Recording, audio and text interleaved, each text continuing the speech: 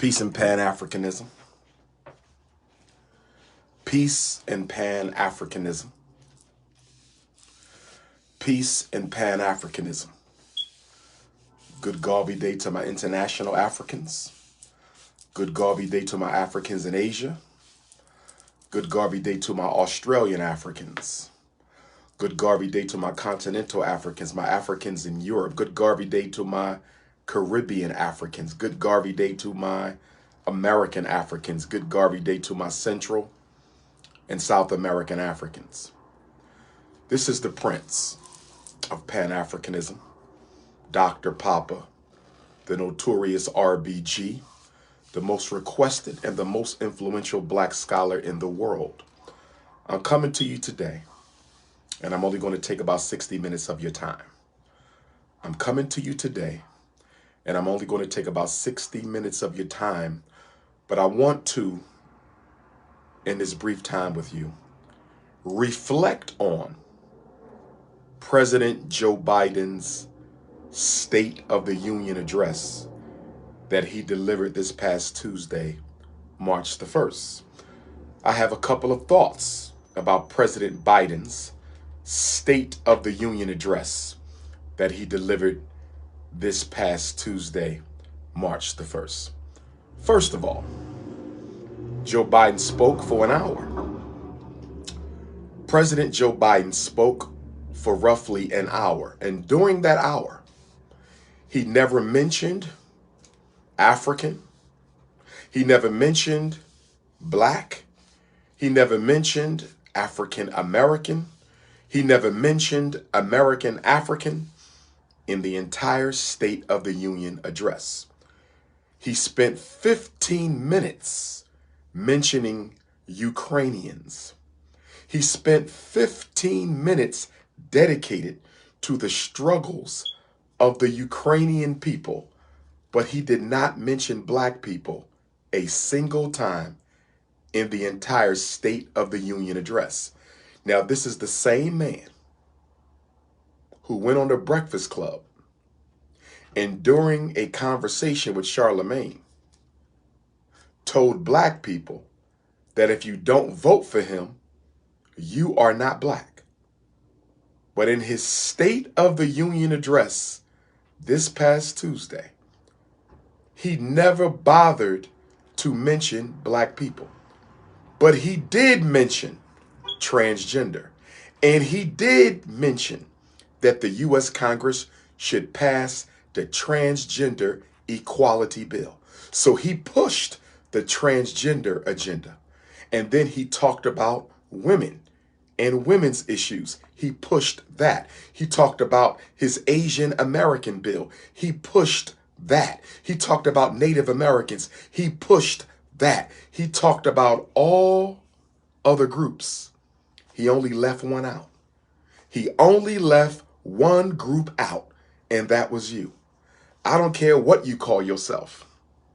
Negro Indian, African American, American African, black people, you are not mentioned. The only times he mentioned the word black was when he said, we need to support historically black colleges. And before he could finish saying, we need to support historically black colleges, your Democratic president added, and community colleges. So he made it a point that even when he mentioned the word black, which he did one time in the entire speech, and that was only when he said, we need to support historically black colleges, he wouldn't even give the black colleges any undivided attention. He added community colleges in that same sentence, so HBCUs wouldn't think that they were special. So HBCUs wouldn't think that they were special. And it was hypocritical. It was very hypocritical for President Joe Biden to say we need to support historically black colleges when he cut $43 billion from a $45 billion plan for HBCUs. Let me say that again. This same hypocrite who on Tuesday night said, we need to support historically black colleges, cut $43 billion from a $45 billion HBCU spending proposal. So President Biden, how are you supporting historically black colleges when you cut $43 billion from a $45 billion HBCU proposed budget, and then on top of that, you renamed HBCUs. You put them under a broader umbrella of minority serving colleges and universities. So the $2 billion that you left, the crumbs from the Democratic table that you left, are not automatically guaranteed to go to HBCUs. They can go to any minority serving college or university. Very hypocritical. Very hypocritical. But that was the only time he mentioned the word black. He also mentioned Snow Bunny Supreme Court Justice nominee, Mrs. Ketanji Brown Jackson, who is married to a non-African. Isn't it ironic? Isn't it ironic that the three most prominent, don't say power, they have none. Don't say authority, they have none. Isn't it ironic that the three most prominent blacks in the U.S. government are all married to Caucasian spouses? Supreme Court Justice Clarence Thomas is married to George Bush's cousin. He has a white wife. Kamala Harris, the Vice President of the United States, is married to a white man. And now we have Ketanji Brown Jackson, first black female Supreme Court Justice. And just like the first black female Vice President, she has a white husband. Do you really think it's a coincidence? Do you really think it's a coincidence that your black Supreme Court Justice has a white wife? Your black Vice President has a white husband, and your soon-to-be black female Supreme Court Justice also has a white husband. Is that a coincidence? Of course it's not a coincidence. Of course it's not a coincidence.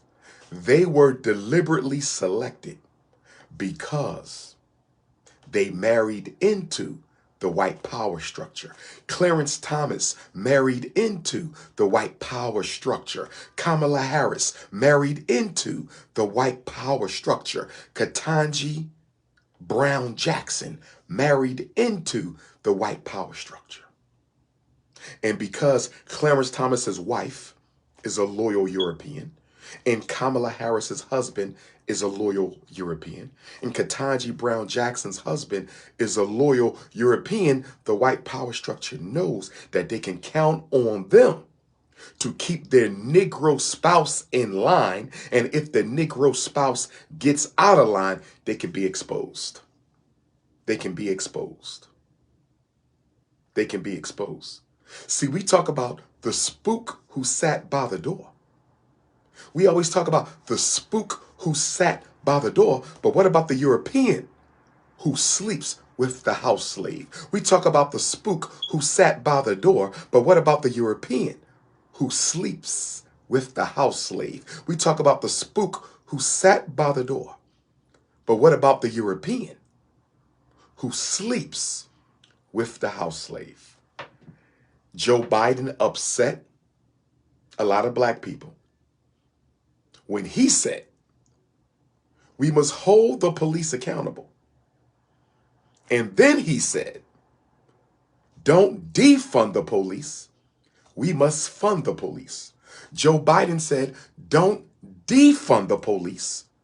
We must fund the police. Your Democratic president said, don't defund the police. We must fund the police. I'm trying to understand how that statement supports his previous statement of holding the police accountable.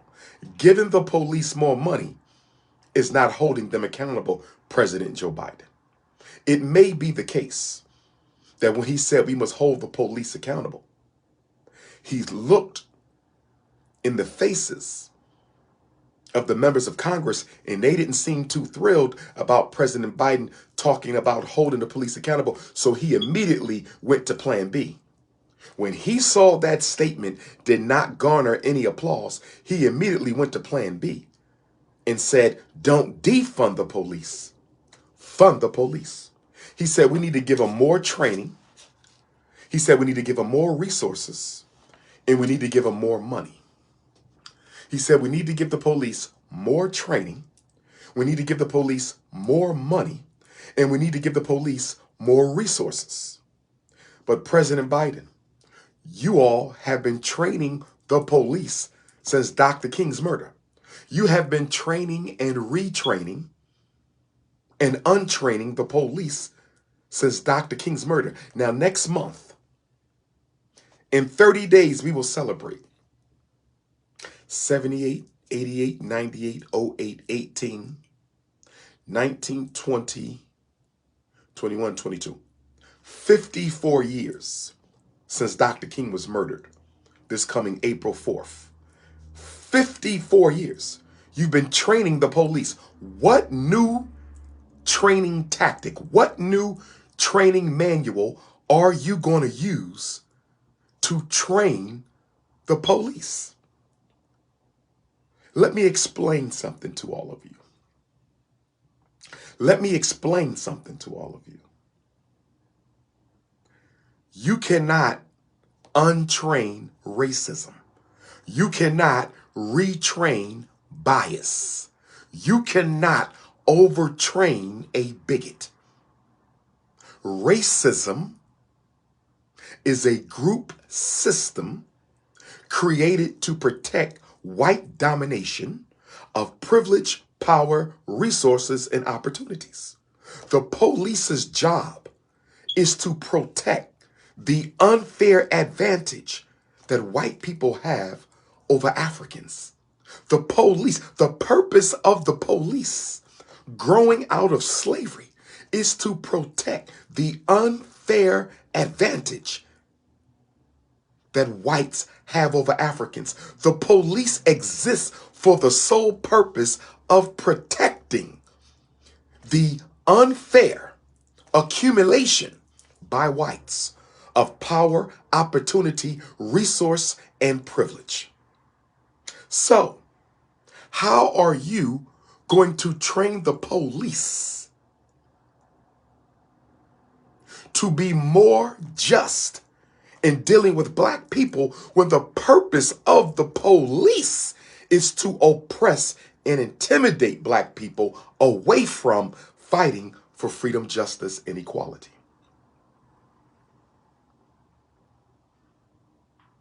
Police are supposed to be racist by white power structure definitions.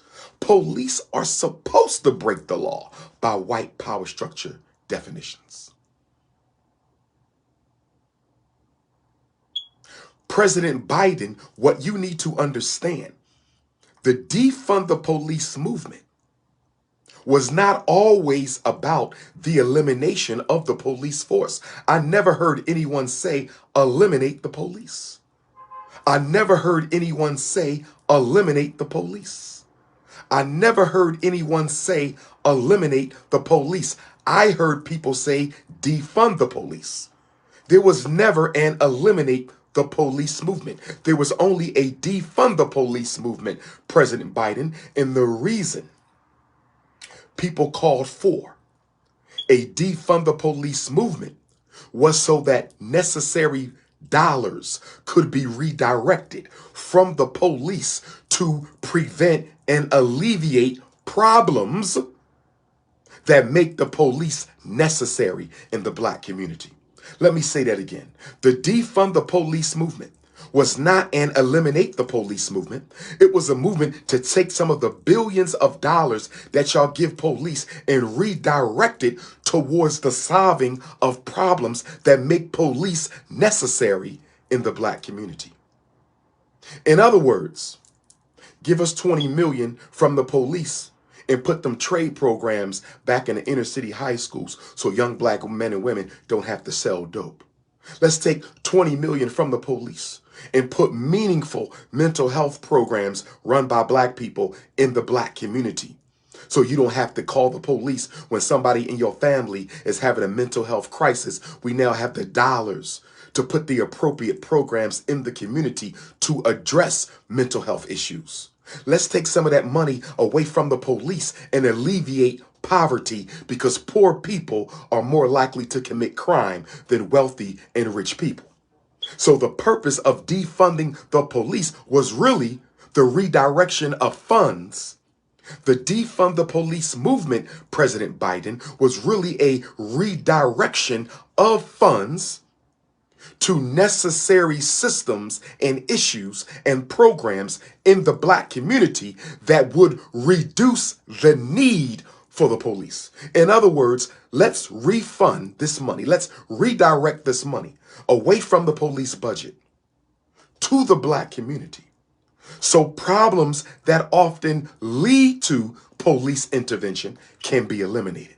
You eliminate the problem that leads to police intervention, and then you can reduce police brutality. But President Biden don't want to talk about that. President Biden don't want to talk about that. President Biden, you'd rather give out crack pipes. You'd rather give out crack pipes and safe smoking kits. No jobs. Nothing about unemployment. But Joe Biden didn't say a single word about any of the problems that affect Black people during his State of the Union address. He didn't mention any of the problems that affect Black people during his State of the Union address, but he found time to spend 15 of 61 minutes. He found time to spend 15 of 61 minutes talking about the Ukrainians. I heard about the loss of life in Ukraine, and I'm sorry to hear about the loss of human life anywhere in the world.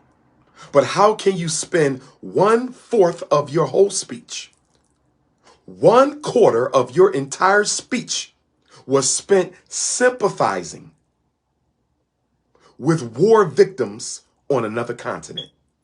25% of the time allotted for your State of the Union address, a full 15 minutes, was spent sympathizing with war victims on another continent. But you have war victims on your continent. The American African is a war victim on your continent, and you didn't speak to a single issue that we are fighting right now. You mentioned Asians, you mentioned transgenders, you mentioned women, you mentioned Native Americans, you mentioned immigrants. You didn't mention Black people one time, except when you said support the HBCUs. And we know that that was an irrelevant statement because you took $43 billion away from a $45 billion HBCU funding program. Train the police, fund the police, give them more resources. What more resources do the police need? What resource is going to bring back Breonna Taylor? What resource is going to bring back Tamir Rice? What resource is going to bring back Amir Pope? What resource is going to bring back Philando Castile and Eric Garner? What resource, what training are you going to give the police that's going to stop them from killing Black people, Joe Biden? Nothing at all. Nothing at all. And what I found most interesting about your comments,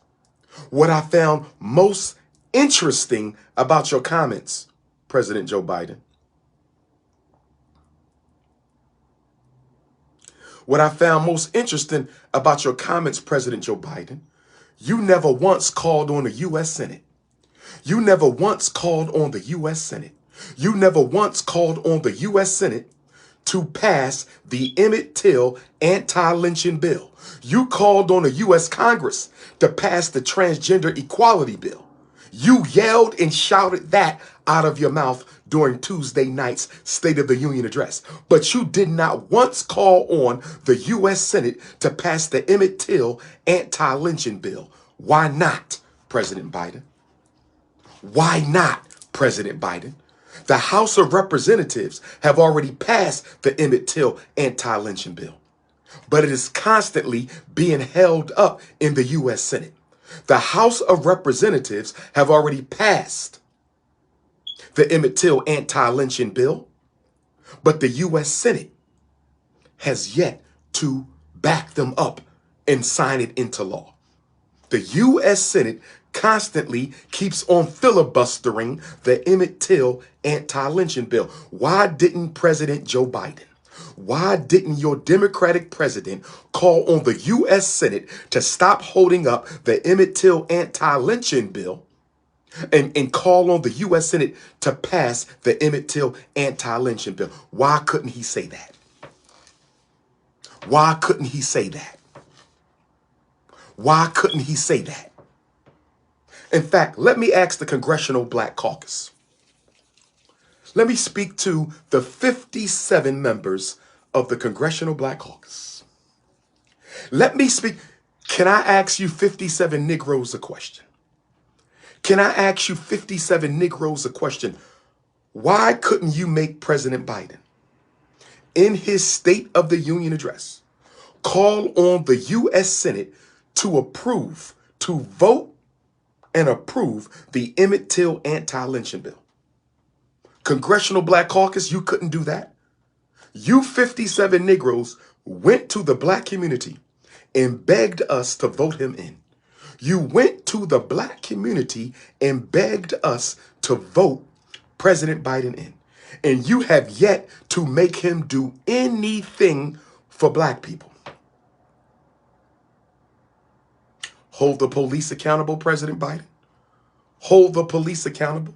Well, if you want to hold the police accountable, why didn't you call for the passage of the George Floyd Police Accountability Act?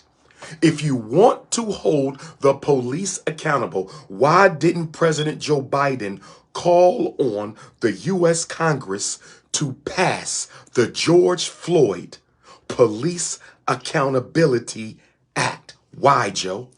You talked about transgender equality, but you don't talk about Emmett Till anti-lynching. You talked about transgender equality, but you don't talk about the George Floyd Police Accountability Act.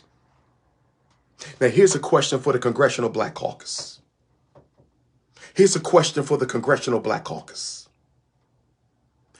Did the Congressional Black Caucus send President Biden a letter of disappointment following his State of the Union address? I'm going to ask you again. I'm going to ask you again. Did the Congressional Black Caucus send the President of these United States a letter of disappointment following Tuesday night's State of the Union address? Because if the Congressional Black Caucus did not send President Biden a letter of disappointment, if you did not express disappointment to the President of these United States, then you are complicit. The black community is holding all 57 members of the Congressional Black Caucus complicit in Biden's negligence towards the black community. It's as simple as that. I listened to that whole speech. And I am not surprised that Joe Biden ignored black people. And a lot of this is our fault. A lot of this is our fault. And the reason a lot of this is black America's fault is Joe Biden was Barack Obama's vice president. Joe Biden was Barack Obama's vice president. Joe Biden was Barack Obama's vice president. So Joe Biden saw firsthand, closer than anyone in the country, how black people stood by and let Barack Obama ignore them for 8 years. Joe Biden saw better than anyone in the country. He was in the Oval Office with the president, and he saw how black people let Barack Obama ignore their problems for 8 years. And after watching black people give Barack Obama a free pass for 8 years. Joe Biden said, if Barack Obama don't have to do nothing for black people, I damn sure don't have to do nothing for black people. Barack Obama, Joe Biden said, I watched Barack Obama ignore you all. He ignored you and y'all said nothing about it. Al Sharpton told y'all to leave Barack Obama alone. Al Sharpton told Black America to give Barack Obama a pass, and that's exactly what Black America did. They gave Barack Obama a pass, and now President Joe Biden is saying, how can you hold me accountable if you didn't hold him accountable? If Barack Obama didn't have to serve black people, neither do I. That's what he should have said.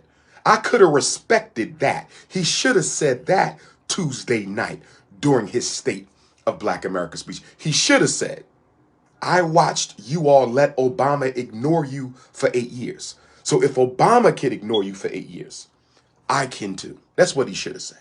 So black people, we created this. We created Joe Biden. You conditioned him to ignore you by letting Obama ignore you. He did not mention the Emmett Till anti-lynching bill.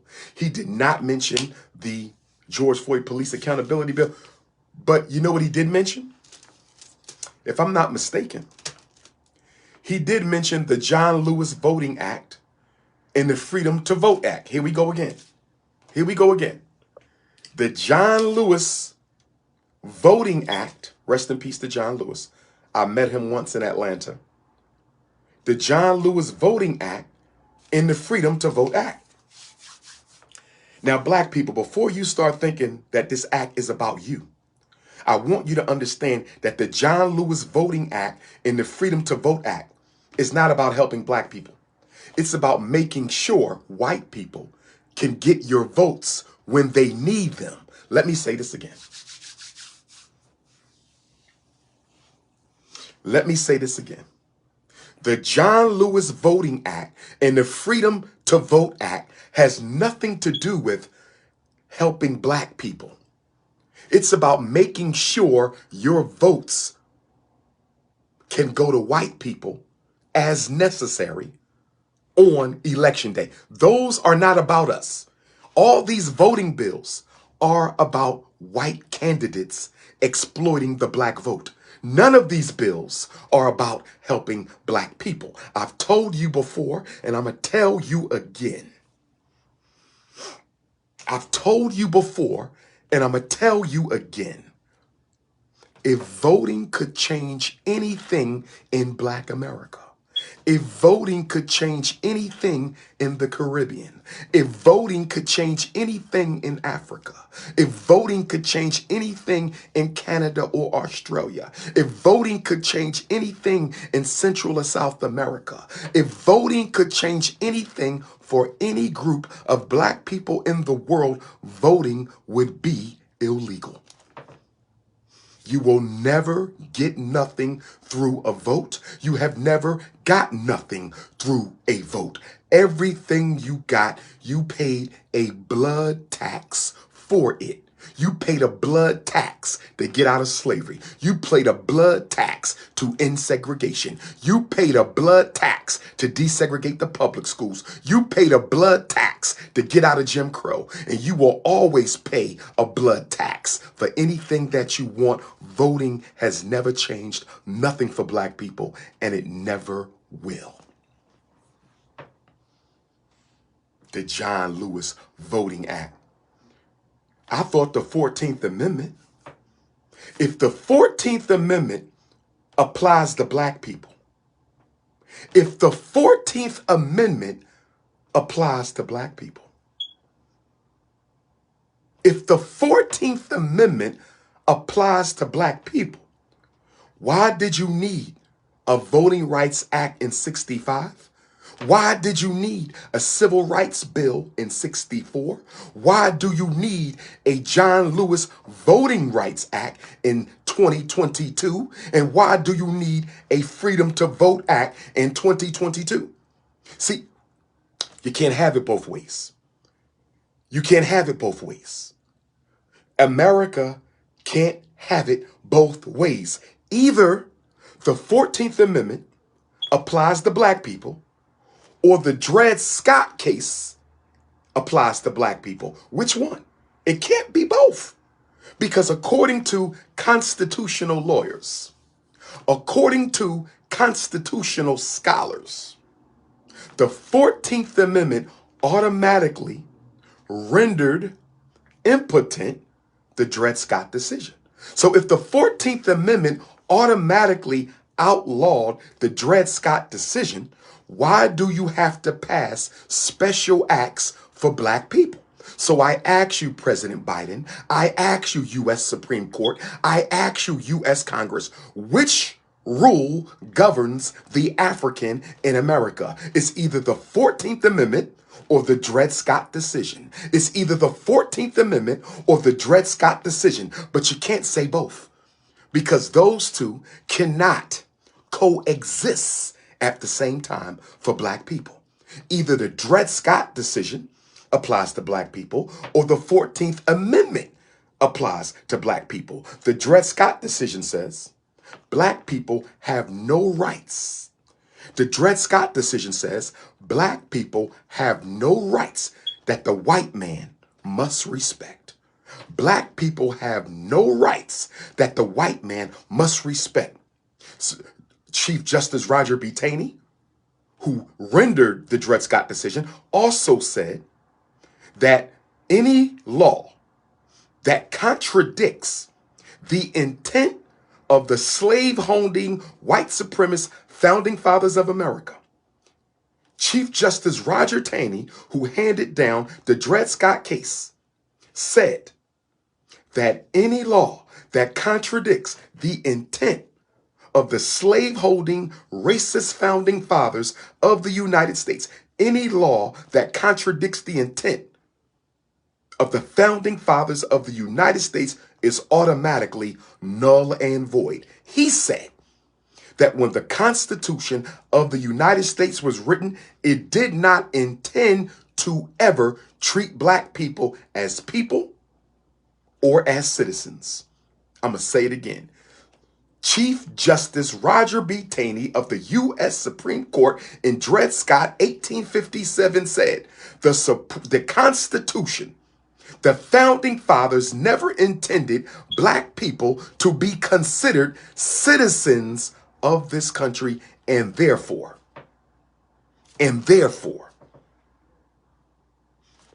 George Washington, Thomas Jefferson, Benjamin Franklin, Benjamin Rush, Alexander Hamilton, they never intended black people to be citizens of this country. And according to Supreme Court Justice Roger B. Taney, we have no rights that the white man has to respect. And that would explain why you need a civil rights bill.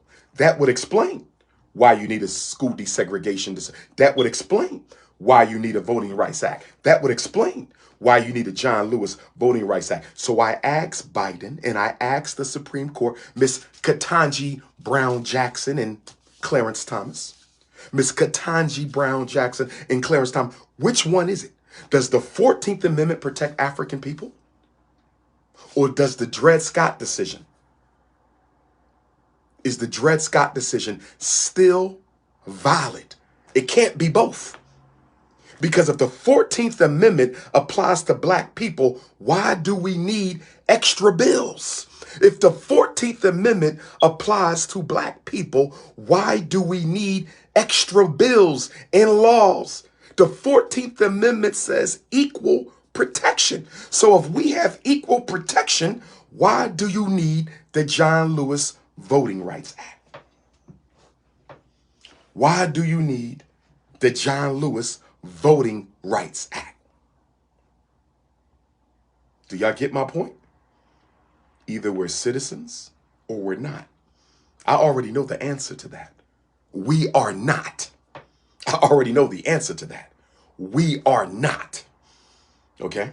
Because if you were a citizen of these United States, the United States Army could not target you okay, as a subversive community. The U.S. military is designed to fight non-citizens. The U.S. military is not designed to police its own citizens. So the mere fact that the U.S. Army intelligence spied and undermined the most honorable Marcus Garvey, the fact that the U.S. Army Office of Intelligence spied on the most honorable Marcus Garvey and helped undermine him, the U.S. Army Office of Intelligence, Military Information Department, spied on Booker T. Washington at Tuskegee. Robert Moulton, Booker T's vice principal, was a member of the Military Intelligence Department of the U.S. Army, sent to Tuskegee to spy on Booker T. U.S. Army intelligence helped set up Dr. King's murder. So you got to understand something. Before J. Edgar Hoover took over the FBI in 1924, before J. Edgar Hoover took over the FBI in 1924, and it was not FBI, it was Department of Justice, Bureau of Information, Department of Justice, Bureau of Investigation. Then it became the FBI. But before the FBI became what it is today, the U.S. Army Office of Intelligence, Military Information Department, they were the original FBI. The U.S. Army was the original FBI. That's why the backup shooters for Dr. King's murder, the backup shooters for Dr. King's murder were 8 Green Beret Army officers. 8 Green Beret Army officers were the backup killers on April 4th, 1968, Memphis, Tennessee, Divine Lorraine Hotel. If the FBI failed, the U.S. Army would step in. If the FBI failed, the U.S. Army would step in. And to my NAACP members, to my NAACP members, to my NAACP members, I hate to tell you this. I know it's going to hurt your heart. To my NAACP members, I hate to say this because I know it's going to hurt you. But Joel Spingarn, who was chair of the NAACP, for whom the most important award in the history of the NAACP is named the Spingarn Medal. Joel Spingarn, guess what? Joel Spingarn was an officer in the Military Information Department of the U.S. Army, and his job was to spy on black leaders, black churches, and black organizations while he was the chair of the NAACP. If you think I'm lying, do your own research. If you think I'm lying, do your own research. If you think I'm lying, do your own research. I'm going to say it again. Joel Spingarn of the NAACP, a white man who was the most powerful and influential chair of the NAACP in the history of the organization. The Spingarn Medal is named after him. The Spingarn Medal is named after him. Joel Spingarn was an agent and an officer in the U.S. Army's Military Information Department, and his job was to spy on black organizations, black churches, and black leaders. And he gave the U.S. Army information about the black leaders who belong to the NAACP. If you think I'm wrong, do your research. If you think I'm wrong, do your research. The NAACP is a front organization for the U.S. military and the Rockefellers. I said the NAACP is a front organization for the U.S. military and the Rockefellers. I said the NAACP is a front organization for the U.S. military and the Rockefellers. For my Pan-Africanists out there, for my Pan-African socialists, I know this is going to hurt your heart. For my Pan-African socialists, what I'm about to say is going to hurt your heart. but Dr. W.E.B. Du Bois. Dr. W.E.B. Du Bois. Dr. W.E.B. Du Bois, one of the greatest black scholars in modern history, the modern father of the study of black sociology, the father of Pan-African socialism, according to the evidence, it is highly likely. According to the evidence, it is highly likely, but not conclusive, that W.E.B. Du Bois was also an agent under Joel Spingarn for the Military Information Division of the U.S. Army. That's right. That's right, Pan-African socialists. That's right, Pan-African socialists. That's why I'm a Pan-African nationalist. That's why I'm a Pan-African nationalist.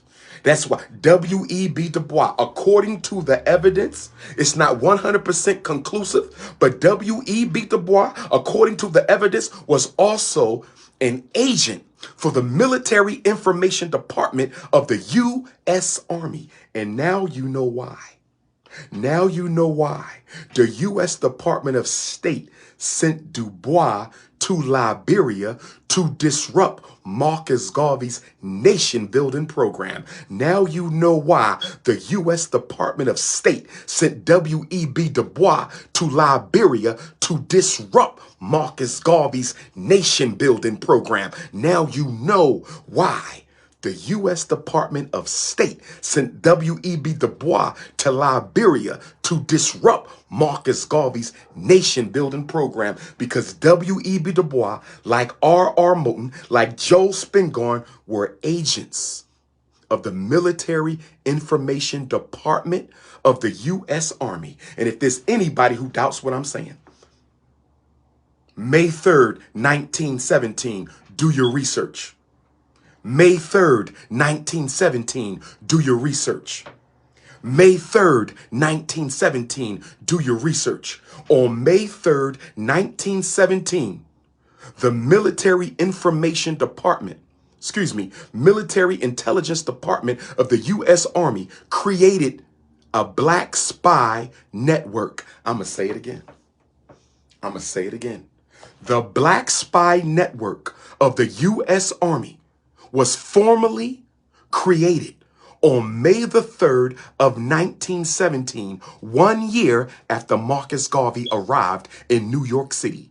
Garvey shows up in March of 1916. The Most Honorable Marcus Messiah Garvey shows up in March of 1916, and on May the 3rd, 1917, the Black Spy Network of the U.S. Army's Military Intelligence Division was created.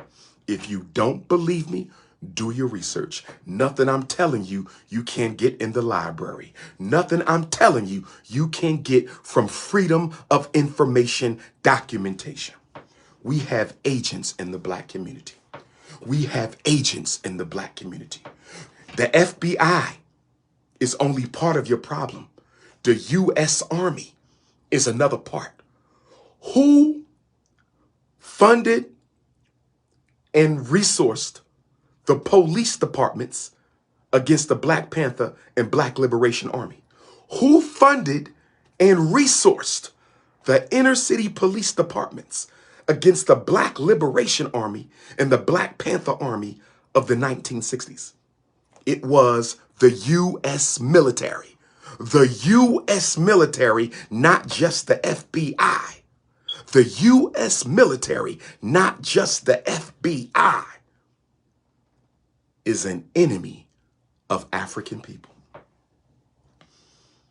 And this is why you've heard your brother say, and this is why you've heard your brother say on so many occasions, if a black organization is funded by the oppressor, I can't be bothered with it. If a black leader is funded by the oppressor, I can't be bothered with it. If a black politician is funded by the oppressor, I can't be bothered with it. If a black church is funded by the oppressor, I can't be bothered with it. That's why the Most Honorable Marcus Garvey, that's why Mosiah the Great refused to take a penny from another race, because the hand that pays is the hand that rules. And anybody taking money from non-African sources, except for labor under employment, meaning you work a job to get paid, that don't make you no agent. You go to work every day, that don't make you no agent. But if you claim to be about black liberation, if you claim to be about black liberation and you taking money from non-African sources, you are an agent, even though you don't know it. If a black church taking money, you are agent. Black organization taking money, you are agent. Black politician taking money, you an agent. You just don't know it yet. I give you a homework assignment. Go look at the donors to Al Sharpton's National Action Network. Go look at the donations to Al Sharpton's National Action Network. Go look at the donations to Jesse Jackson's Rainbow Coalition. Go look at the donations to the NAACP. Go look at the donations to the Urban League. Follow the money, not the message. Follow the money, not the message. Follow the money, not the message. And that's why. That's why we about to bring revolution to the U.S. Congress. We about to bring revolution to the U.S. Congress as the Honorable Right Reverend Bishop Henry McNeil Turner, National Independent Black Political Movement. I want y'all to listen up because I'm about to drop a bomb right now. I want y'all to listen up because I'm about to drop a bomb right now. I want y'all to listen up real close because I'm about to drop a bomb right now. On Tuesday, November the 8th,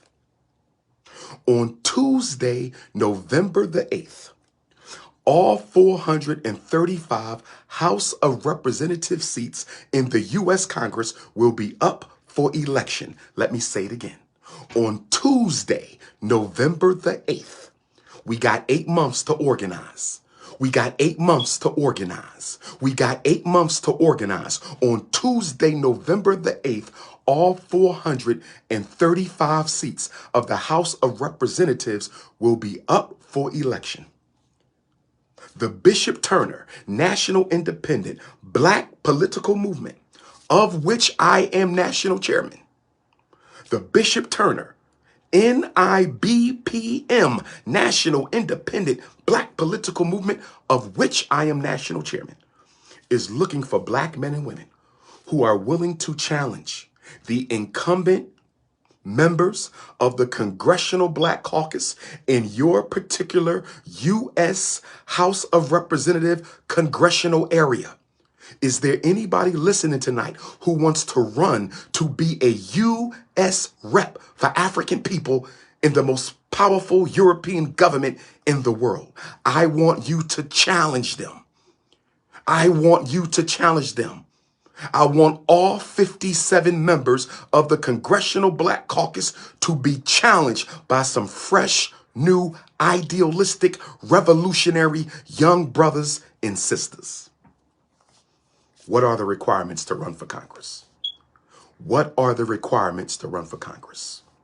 What are the requirements to run for Congress? You must be 25 years old. You must be 25 years old. You must be 25 years old to run for U.S. Congress. We're not talking about the Senate. We can't win that unless that's Chicago seat. We're not talking about the Senate. We can't win that. Only the Chicago seat. We're talking about the House of Representatives. I need 57 fearless American Africans to register to be on the November 8th ballot for U.S. Representative of the U.S. Congress for your neighborhood, for your congressional district. You must be 25 years old. You must have been a citizen for 7 years. You must be 25 years old and you must have been a citizen for 7 years. There is no educational requirement that I am aware of. There is no educational requirement that I am aware of. There is no educational requirement that I am aware of. 25 years old, a U.S. citizen for 7 years. Yes, you can be a felon. My ex-offenders, you need to get on the ballot. My brothers and sisters who've been locked down, mistreated, oppressed, unemployed, homeless, gentrified, police brutality, you need to get on the November 8th ballot to run for a U.S. House of Representatives seat in your congressional district. I'm serious right now. I'm serious right now. I am dead serious for my immigrant Africans, for my immigrant Africans, for my Puerto Rican Africans. If you identify with your race, and you don't see yourself as any different than the American African, we welcome you too. As long as you're 25 years or older and you've been a U.S. citizen for 7 years, this is a Pan-African thing right now. This is a my Washington, D.C., y'all have a delegate. My Washington, D.C. Africans, y'all have a delegate in the U.S. Congress. Do we need to change your delegate? My U.S. Virgin Islands Africans, y'all have a delegate in the U.S. Congress. Do we need to change that delegate? Follow my instructions real carefully. Follow my instructions real carefully. The process to be registered as an independent candidate, you must be an independent candidate to be part of the Bishop Turner National Independent Black Political Movement. You must be an independent candidate. If you are serious and if you are interested, I want you to send me an email. If you are 25 years of age and you are a citizen for 7 years, and you are not a sellout or a Sambo or a pickaninny or a house Negro, and you are serious about running for a rep seat on the U.S. Congress as part of the Bishop Turner National Independent Black Political Movement, send me an email. The email address is BT for Bishop Turner. The email address is BT for Bishop Turner. The email address is BTNIBPM, Bishop Turner National Independent Black Political Movement at yahoo.com. At yahoo.com. At yahoo.com. That is BTNIBPM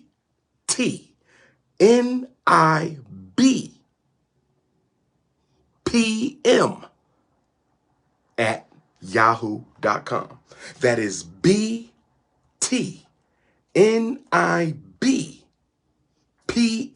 7 letters, 7 letters. Bishop Turner National Independent Black Political Movement, BTNIBPM at yahoo.com. Send me an email. Tell me who you are. What's your background? Why do you want to run? But it is very important that you get on the internet and go to your state election board. You must get on the internet, get on the telephone, and go to your state election board and find out what is the process. Go to your state election board. Every state has a different process to get added to the ballot for congressional elections. Every state has a different process for you to be added to the ballot to run for Congress. Every state has a different process for you to be added to the ballot to run for Congress.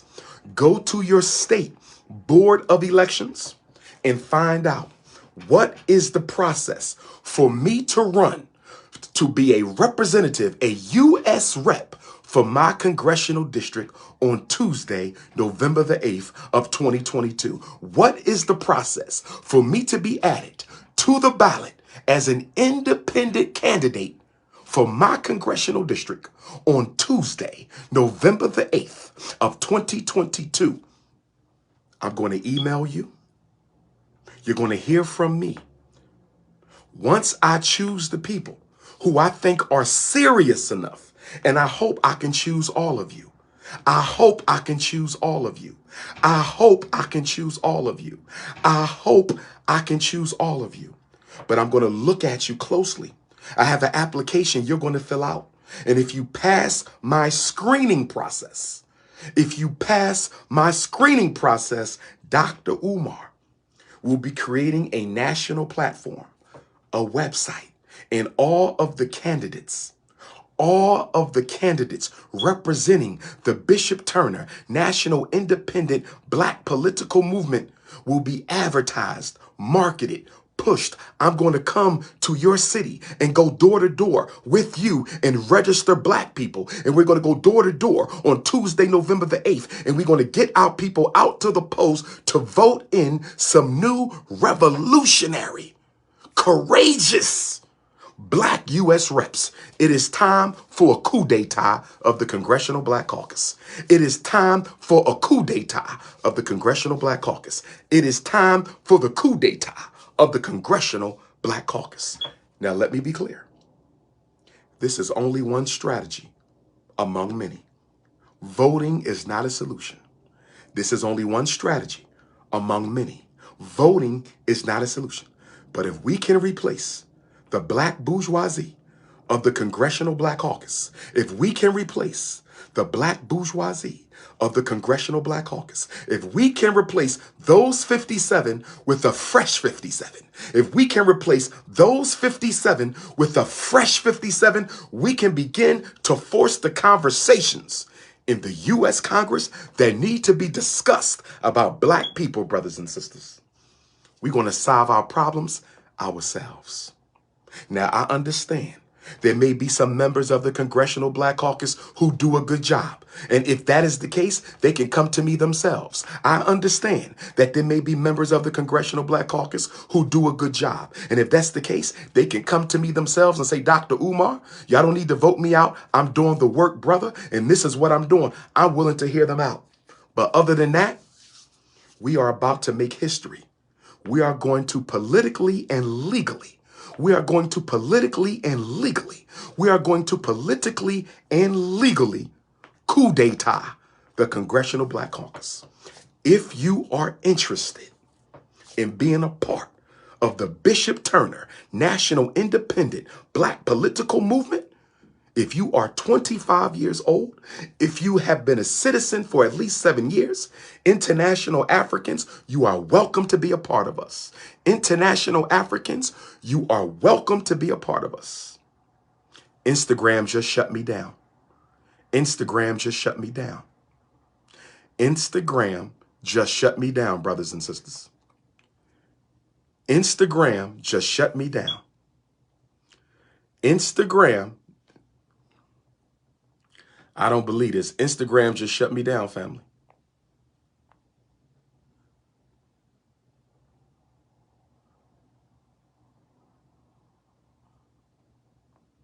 Instagram shut me down for speaking truth to power.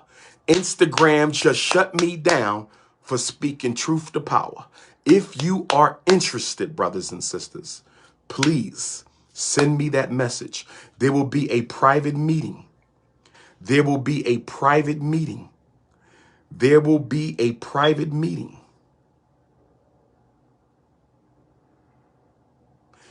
There will be a private meeting with the final selected candidates of the Bishop Turner National Independent Black Political Movement. A private, undisclosed location. A private, undisclosed location. A private, undisclosed location. A private, undisclosed location of all selected and intended candidates of the Bishop Turner National Independent Black Political Movement. If you want to be a part of history, if you want to make change, send your email, btnibpm@yahoo.com. That is btnibpm@yahoo.com. Who you are, why do you want to run, What is your congressional district? Who is the incumbent right now? Make sure you contact your state elections board to find out how you can get on the ballot. The deadline is April the 1st. The deadline is April the 1st for you to have all your information in to Dr. Umar. The deadline is April the 1st. You have 1 month. You have 1 month to get your information into me. Email btnibpm@yahoo.com. I want to know who you are, where you're from, what congressional district, what is the process for you to get added to the ballot for the Tuesday, November the 8th, 2022 election. If you can't tell me the process, you're not serious. You may have to get some petition signed. You might have to pay some money. You may have to get some petition signed. You might have to pay some money. You may have to get some petition signed and you might have to pay some money, or you might have to do both. But if you are serious about joining this revolutionary movement, the Congressional Black Caucus has failed Black America. The Congressional Black Caucus has failed Black America. And if you want to be part of the change that we need, email me, btnibpm@yahoo.com. Tuesday, November the 8th of 2022, political revolution is coming to the Black community in the U.S. Congress. Tuesday, November the 8th, 2022, political revolution is coming to Black America and the U.S. Congress. If you want to be a part of that, btnibpm@yahoo.com. Now, let me say this. If you don't want to run, but you want to be part of the election team, if you don't want to run, but you want to be part of the Bishop Turner National Independent Black Political Movement in your congressional district, if you want to knock on some doors, if you want to help Black people get registered to vote, if you want to help us help the candidates, if you want to help us get the information out, build the website, get the t-shirts, get the circulars out, because all candidates for the first time in U.S. history, for the first time in U.S. history, all Black candidates for the U.S. House of Representatives will be on the same paper, pushing for the same platform. What do we need? Police brutality. What do we need? Miseducation. What do we need? Gentrification. What do we need? Homelessness. What do we need? Miseducation. What do we need? Economic apartheid and economic genocide. And all candidates, no matter where you're running in the country, all Black candidates of the Bishop Turner National Independent Black Political Movement will organize as once. It's going to be a congressional coup d'etat. A congressional coup d'etat. Congressional Black Caucus, you have failed us. Congressional Black Caucus, you have failed us. Congressional Black Caucus, you have failed us. Brothers and sisters, find out your congressional district. Find out who your U.S. rep is. What district do you live in? Who is your U.S. rep? And contact your state board of elections to find out how can you be added to the ballot as an independent candidate for the House of Representatives, U.S. House of Representatives for the U.S. Congress for the Tuesday, November the 8th, 2022 election. Now, with that being said, 60% of all Africans in America predominantly reside in 10 states. 60% of all African Americans in this country predominantly reside in 10 states. I'm hoping we have Black folks who want to run for Congress as a U.S. rep in these 10 states. I hope we got some courageous, uncompromising men and women. I don't care if you're 25. I don't care if you're 35. I don't care if you're 45. I don't care if you're 55. I don't care if you're 65. I don't care if you're 75. Elders, you are welcome. I'm not leaving you out. Elders, you are welcomed. I'm not leaving you out. Elders, you are welcomed. I'm not leaving you out. I don't care if you're 25. I don't care if you're 35. I don't care if you're 45. I don't care if you're 55. I don't care if you're 65. I don't care if you're 75. Youth and elders, you must have courage. You must be uncompromising. You must be dedicated to the liberation of your people. And if you are willing to run, if you are willing to speak truth to power in the walls of the most powerful government, European government in this world, get in contact with me. btnibpm@yahoo.com. What are the 10 states where I hope we get some young blacks or elder blacks, courageous blacks, independent blacks to run for U.S. Congress in your congressional district for Tuesday, November the 8th, if you live in Louisiana, Texas, Georgia, and Florida. Louisiana, Texas, Georgia, and Florida. Louisiana, Texas, Georgia, and Florida. And then we have New York and California. So we got 4 down south. These are the 10 major black states. 60% of our race live in these states. Louisiana, Texas, Georgia, Florida. Then you have New York, California. Then you have Michigan, largely because of Detroit, and Illinois, largely because of Chicago. Michigan, largely because of Detroit, and Illinois, largely because of Chicago. In the 9th and 10th state, the 9th and 10th state are North Carolina and Maryland. North Carolina and Maryland. North Carolina, Maryland, California, Illinois, Louisiana, Florida, Georgia, Texas. Those are the top 10. Coming right behind them are Pennsylvania, Ohio, South Carolina, and then the list continues to go. Those are not the only 10 states. We focusing on all the states. We focusing on all the states. We focusing on all the states. Even if you live in a state that don't have a lot of black people, you should still run to force our issues on the table of public conversation. Even if you live in a state that doesn't have a lot of black people, you should still get on the November 8th ballot running for U.S. Rep of the U.S. Congress to force issues relevant to black people on the table. It's time for black power. It's time for black power. If you're not with us, you against us. Let's stop talking. We can't make YouTube videos forever. This is not about YouTubing knowledge, sitting on YouTube and podcasting. You got to get out in the streets, knock on the doors, mobilize and energize and galvanize the people. This is a strategy. It's not the whole master plan.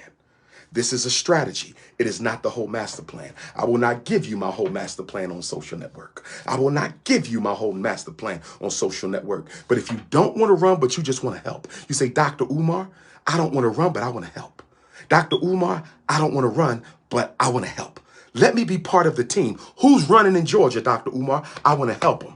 Who's running in Pennsylvania, Dr. Umar? I want to help them. Who's running in Florida, Dr. Umar? Let me help them. Who's running in Michigan? Who's running in California? Who's running in Milwaukee? Who's running, Dr. Umar, in Tennessee? Who's running in Mississippi? Who's running in Arkansas? Who's running in Massachusetts and Connecticut and New Jersey? Dr. Umar, I don't want to run, but I want to be a part of the team that helps them win. And we're going to go door to door on election day with our Bishop Turner National Independent Black Political Movement t-shirts on. And we're going to let them know this is not a Democrat thing. This is not a Republican thing. This is not a Green Party thing. This is not a Libertarian thing. This is a Black liberation thing. We are not a political party. We are a political movement. We are not a political party. We are a political movement. We are not a political party. We are a political movement.